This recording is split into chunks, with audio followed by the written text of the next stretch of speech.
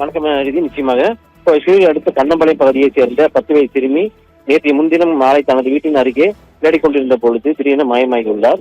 இது குறித்து உடனடியாக காவல்துறைக்கு புகார் அளித்த புகாரின் பெயரில் வழக்கு பதிவு செய்த காவல்துறையினர் கண்ணம்பாளையம் குளக்கரை பகுதியில் சிறுமியின் சடலத்தை கண்டறிந்தனர்.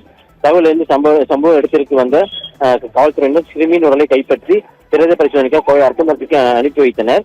சிறுமியின் உடலில் காயங்கள் இருந்ததால் அவர்கள் கடத்தப்பட்டு பாலியல் வன்கொடுமை செய்யப்பட்டு கொலை செய்யப்பட்டிருக்கலாம் என்ற கோணத்திலும் காவல்துறையினர் வழக்கு பதிவு செய்து விசாரணை மேற்கொண்டு வந்தனர். இக்குழு சம்பவத்தின் தொடர்பாக கோவை மாவட்ட காவல் கண்காணிப்பாளர் பவன்குமார் ரெட்டி கோவை சூழல் காவல் நிலையத்திற்கு நேரில் வருகை தந்து விசாரணை நடத்தினர்.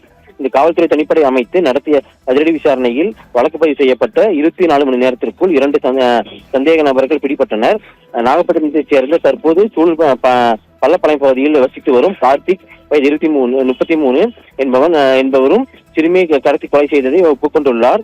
மேலும் அவருக்கு உதவியாக இருந்த மோகன்ராஜ் என்பவரையும் காவல்துறையினர் கைது செய்துள்ளனர்.